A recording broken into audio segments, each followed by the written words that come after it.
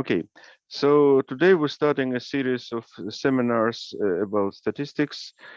Uh, and I have maybe 17 PowerPoints on my GitHub. Some of them are longer, some of them are shorter. It's basic statistics, but I think it's good to have this cycle of lectures. So today is just introduction into basic probability. And so first of all, I want to explain what statistics is. Usually we get some data. It's not complete data, it's just some sample. And we want, using this sample, whether it's small or large, make some conclusions about the overall data, which is called population, and maybe make some predictions, right? So statistics is a mathematical science dealing with the collection, description, analysis, interpretation, and presentation of masses of numerical data. So typically given a sample data of data, and we're trying to make some conclusions and predictions based on this particular sample of data. And statistics can be descriptive and inferential. Well, inference meaning we're trying to predict something, right?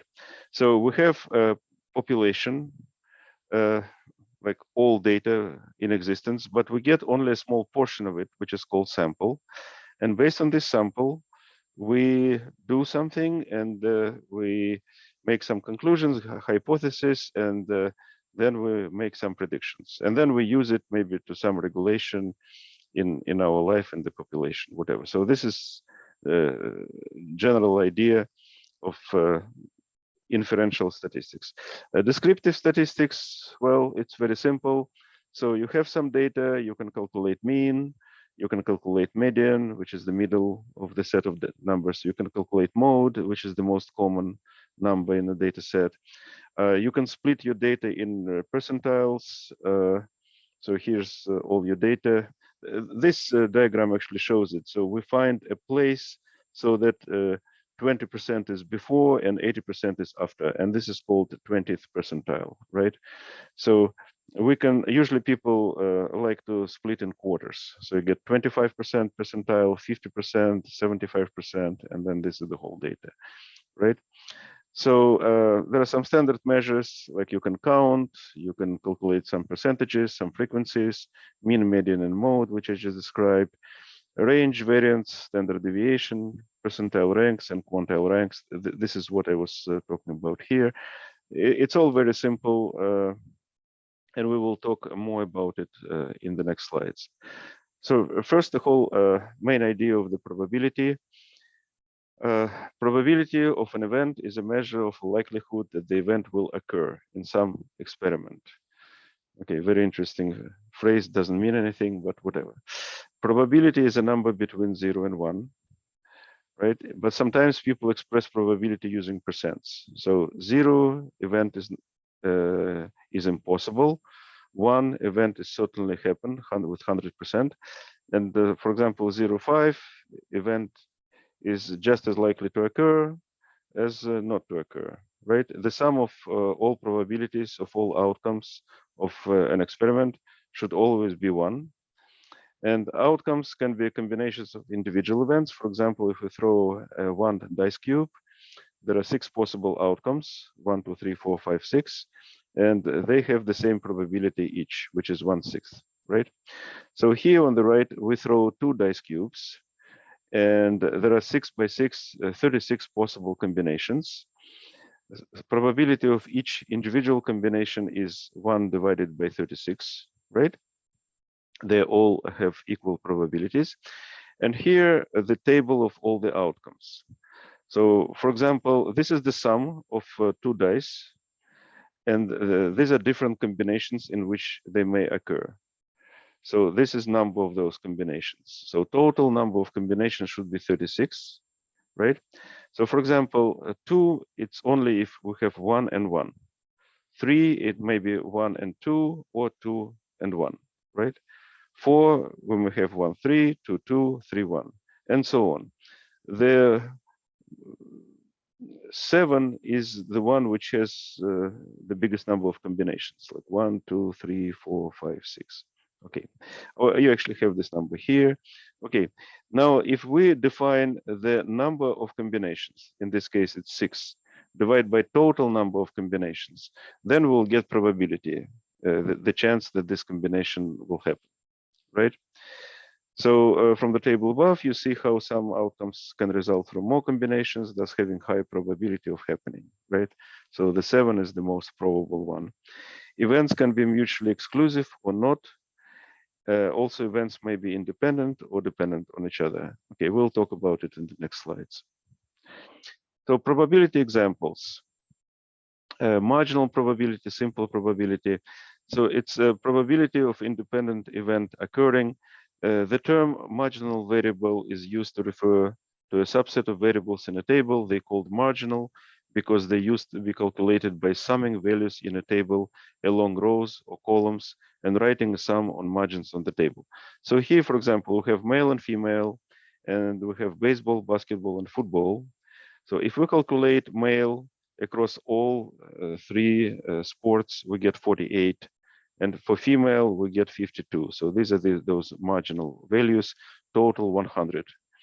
And similar, if we can calculate total for each sport, and we see how they distribute it again. So for example, it looks like most people are in baseball, right?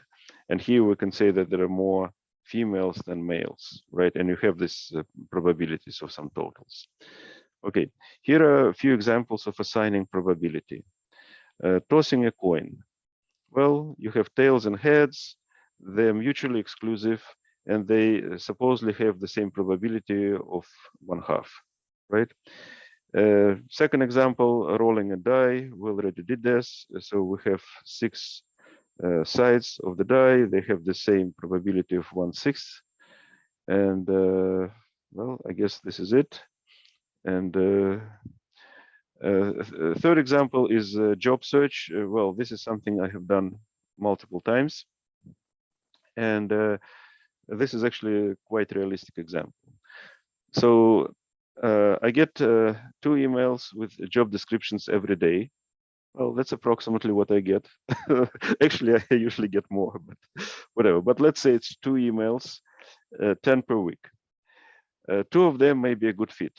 So 2 out of 10, it's 0.2. So I send emails to those 2 recruiters with good fit offers. And not all of them will reply, but let's say every third one will make me an interview. So this will be the chance of me getting the first screening interview. And suppose I get 1 position out of 10 initial interviews. So this would be the probability. So this is just the overall chance. So we're making this marketing funnel, like reducing the outcome. So the probability that an incoming email will result in a job offer is, well, less than 1%. So I need to consider 100 positions. This will take about 10 weeks, right? Because I get 10 jobs descriptions per week. Send 20 emails, go to 6-7 interviews, and eventually get the job, right? So this is kind of statistics. So job search will take 2-3 months. So this is like really like how things happen. Okay, Venn diagrams. So these graphs on the right, they're called Venn diagrams. So it's a graphical representation of events as circles. You can search Google Images for Venn diagram A or B, and you will see a lot of examples and explanations. Here on the right, we have A and we have B, and we have different combinations. So for example, we have A, or we have not A. The green is everything except A, right? We have here disjoint sets, A and B. They cannot happen together. And here we have B as subset of A, right? Here we have intersection, and here we have or union of both A and B. So if P of A is a probability of event A, and then P of A and P of not A is always 1, right? And if we have two events A and B, then a union of those events, so this union, is probability of each one of them, which is A and B. But if we add them together, then this intersection will be counted twice. So we need to subtract intersection, and then this formula will be valid. Okay. For mutually exclusive events, intersection is 0. So probability of union is simply a sum of two probabilities. Okay. Then there is a notation for conditional probability. This pipe character or vertical line. The meaning of this is that probability of A given B. So probability of A given that B has occurred. So probability of A given B is probability of P and A and B divided by probability of B. And we will go into Bayesian formula and more on conditional probability in next slides. Now, if the events are independent from each other, then P of A given B, but A doesn't depend on B, so it will be simply P of A, and same in the opposite direction. Okay. Next is Bonferroni. So this Italian guy, and he came up with his inequality. So we have event A, we have event B, we have the intersection, and then we can write those equations, these inequalities. Well, if you carefully consider them, they actually work. So what you're saying here, probability of union is probability of one element and another element minus the intersection. This we already have seen here, right? This is this formula. But then we say that this is less than simply sum of these probabilities. Well, and well, you can see it kind of geometrically on these examples. Okay, and this is actually Bonferroni inequality. And again, this is just geometrical interpretation. So for example, if we have P of A is about 0.9 and P of B is about 0.9, so this is about this this graph, right? Then probability of intersection should be more than 0.8. And if they are about 0.5, then probability of intersection is definitely more than 0, right? Well, you can look carefully at your spare time at these equations, and they're making sense. They're trivial. Bonferroni correction. So suppose you're doing multiple tasks. So you do multiple tests, and then you do comparisons, 1 to 2, 2 to 3.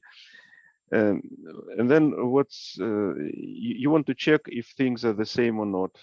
But if you're making a lot of tests, sometimes you will get error. Well, if you try long enough, you'll get an error, right? So, well, you need to somehow compensate for that.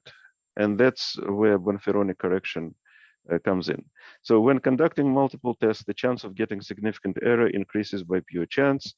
To correct for this, we proportionally decrease the alpha, which is our tolerance for the errors. So for example, suppose we have 5 treatment groups, so number of groups equal 5.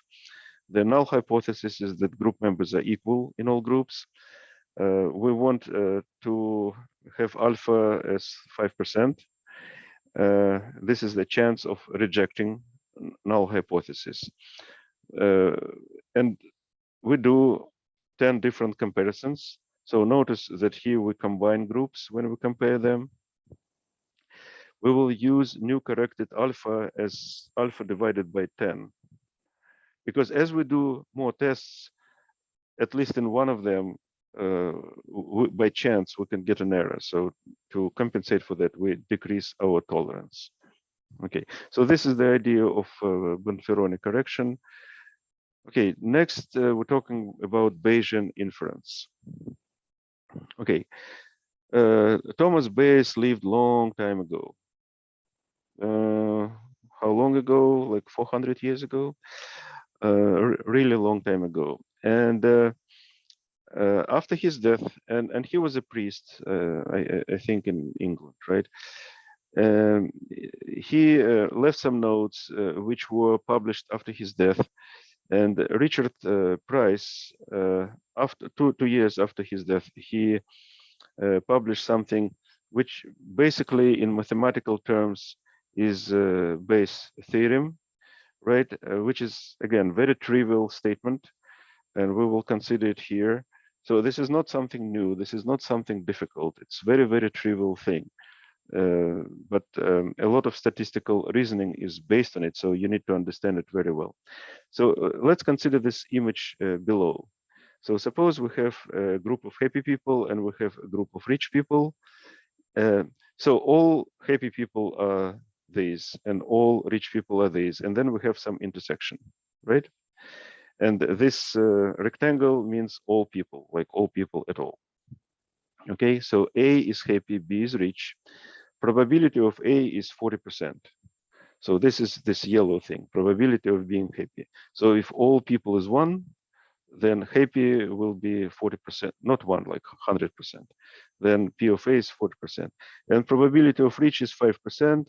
Well, it's actually on this graph, it's more than 5%, but this is just so that, okay, it's not exact numbers corresponding, but just for demonstration purposes, so you understand. So then we want to write what's the probability of being both happy and rich. And you can calculate it using two different trajectories. First, you may ask, what's the probability of being happy? And we know it's 40%. And then given that we're happy, what's the probability of being also rich? So this is what is a part of all happy people, this part actually. And so this is probability of B of being rich given that we're happy, right? And let's say it's 10%. And vice versa, we can say, okay, if I'm already rich, what's the probability of being happy? And let's say it's 80%. And so, by the way, see, they are not symmetrical. Then you can say that probability of being both happy and rich is maybe it's a probability of being rich times probability of being happy given that you're rich, right? So you start from rich and then go into happy, or it's vice versa. We start with happy, so these are all happy, and then we calculate the share of rich. So this is this conditional probability, and in both cases we get this area, so we're supposed to have the same result, right? So in this case, it's 4% and 4%, right? So what you can write that probability, I just write it here as one formula. So this is Bayes theorem or Bayes formula or Bayes equation. Sometimes people write it like this, sometimes people write it like this. Very simple, trivial, right? You can express it as a matrix here, happy, not happy, rich, not happy, not rich, and you can populate some numbers. Sometimes people use language, posterior, prior, likelihood, evidence, just to indicate those four members of this equation. And we will talk, they will have a special presentation just about this and how Bayesian approach works. But I want you to understand that the formula is absolutely trivial, right? And understand very well this image. If you understand this image, you can derive this formula. Okay. Bayesian versus frequentist approach. So this is a very famous example. During World War II, US military concluded that the most hit areas on the plane needed additional armor. And there was a group of statisticians working and together with Columbia University. And this famous statistician, Abraham Wald, has recommended adding armor to the areas that showed the least damage. So this was kind of counterintuitive, right? So people say, oh, okay, if mostly damaged wings, we have to like protect the wings. But he said, well, gentlemen, you need to put more armor plate where the holes are not, because that's where the holes were on the airplanes which didn't return back. So what it means is like the way how he thought is, well, something happened and there was some prior events. So we see distributions of holes, but this is a result of something which happened before that. We cannot just calculate the distribution and say, okay, where most holes are, we need to make this thing stronger, because this is actually meaningless. You have to make some hypothesis of what happened before. In his case was that, let's say that the holes actually are everywhere, but when they hit certain places, then airplane doesn't return to the back to the base. So these are the most vulnerable places. Like, for example, if bullets hit the cabin with the pilots, right, or the engines, right, or apparently these parts of the wings are more vulnerable, right? So this is approach which is different from simply calculating the mean value, right? So if you calculate the mean values, you'll get these red areas. But if you think about what caused the result, what is the prior things which were happening before, this is Bayesian approach, right? So it's dangerous to use data as is to create a model, because the data may be biased to start with, and it can easily lead to creating biased models. Problems occur when we have underrepresented features, missing data, overrepresented features, or target leakage effects. So survivorship bias, gender bias, bias in criminal justice, target leakage, very interesting areas. Just for you to understand that statistics is not just about calculating the mean values and the errors. Okay, this slide, I was thinking how to redo it. The idea is, so when thinking about something like here, for example, you can derive some distribution, calculate some mean value, and that's what frequentists do, right?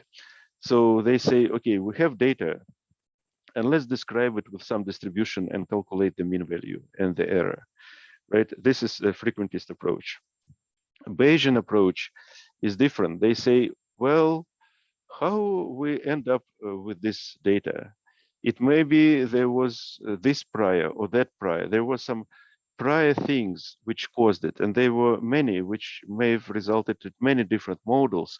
And then we look at these models and we ask a question, which is we believe like is more probable. And all these models may be possible. So you assign them some probability, some belief. So if this is our data, right? So we can have different models, and these models we may assign them different probability. So this is Bayesian approach. Okay. So frequentist versus Bayesian. Frequentist interpretation of Bayesian theorem. So we have simply probability of outcomes A, probability of outcomes B, and P of B given A is proportion of outcomes B from outcomes of A, right? So this is very simple. You have the data, you calculate the frequencies. This is frequentist approach. Bayesian interpretation, you have A, which is a prior. We have P of A given B, the posterior, the degree of belief having that we actually had B before.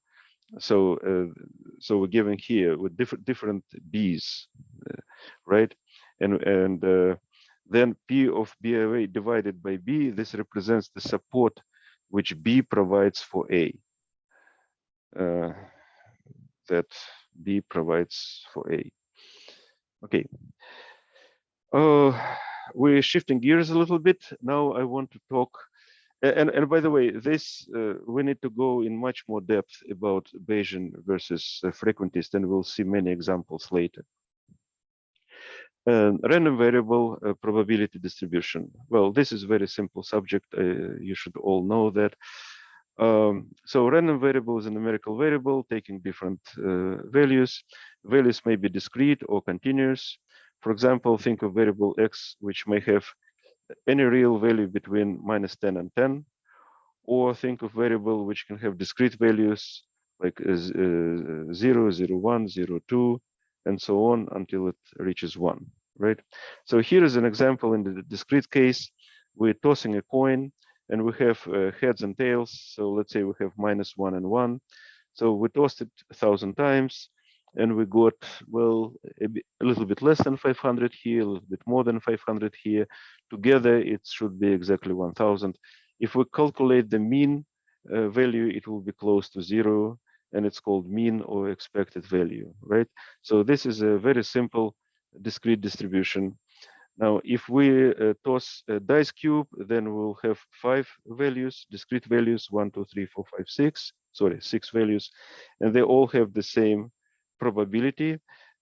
So this is more like a probability distribution. Here, this is actual distribution for one experiment of 1,000 tosses, right? If we would make like theoretical, then they will have the same height, 500 at 500.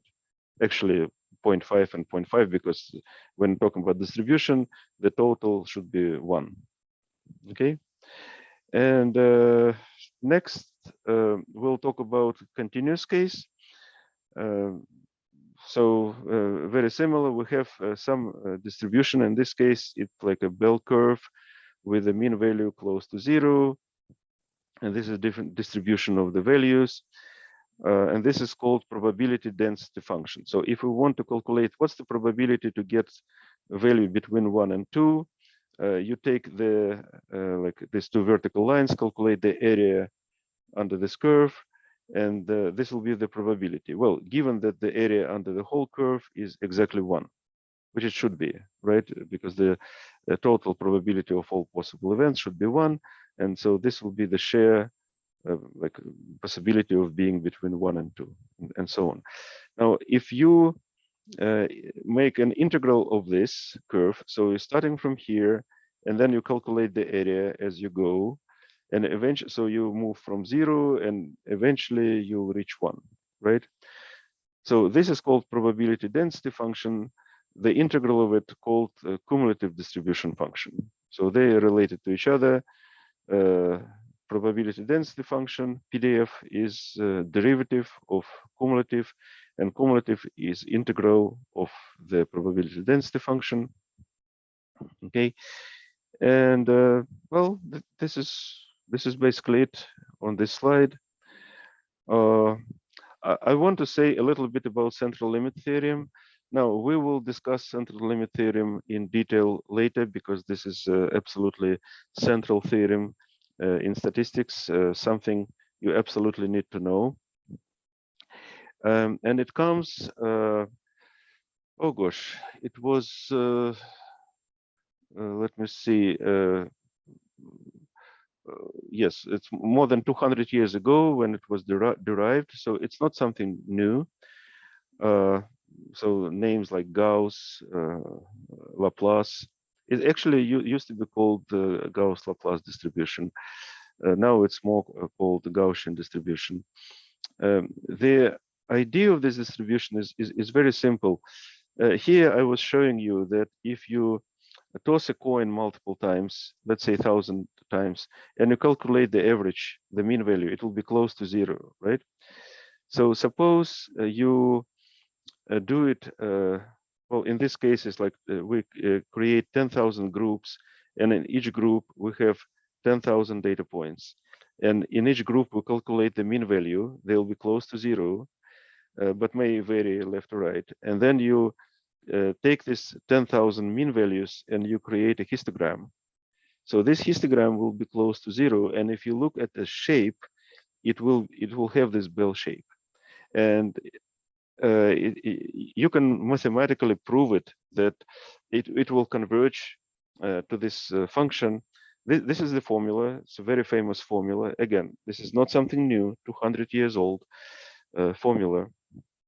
And this is called normal distribution. It's called Gaussian distribution. It's a famous bell-shaped distribution. So what we have here, suppose sigma is like a error width of this curve. So if it is 1, so we have 1 over square root of 2 pi e2 minus x squared divided by 2. Like mu is the shift, like you can shift it left or right. So if mu is 0, so it'll be just minus x squared over 2. Very simple formula. It uses number e, which is base of natural logarithms. So it's a 2.71828 and so on. It's an irrational number. It's a very interesting how mathematics works. But this curve, this distribution, it always comes when you have data which is split in groups, and you calculate some averages, and then you look at distribution of those averages. And because in real life we have atoms which are grouped into molecules, which are grouped in some bigger structures and bigger structures and bigger structures. So what you observe in real life is averages of averages of averages. And this distribution naturally occurs. It's very, very common in life, and it's a foundation of classical statistics. So central limit theorem, CLT, it's a proof that you will get normal Gaussian distribution using described by this formula. It's mathematically strict proof, and for many cases, so you can read more about it. But please, please, please, you need to know the term central limit theorem and normal Gaussian distribution, and you need to know this formula, and you need to know number E. So it's an Euler number. It's called Euler, named after Leonhard Euler, a famous mathematician. And the basic formula is e2 minus x squared over 2. So as x goes positive, x squared becomes bigger. So e2 minus big number becomes close to 0. And because it's x squared, it will happen whether x or positive or negative. So it's symmetrical. It will go to 0 here, and it will go to 0 here. Okay. And the last slide is just a list of books. So if you go this quarter and people describing different books which they recommend, and just out of curiosity, like copy pasted some of these books here. So there is a lot of books. Statistics, I love it. It's a very, very interesting area. And I'm only talking about classical statistics here. Okay, I'm finished. I'm stopping the recording.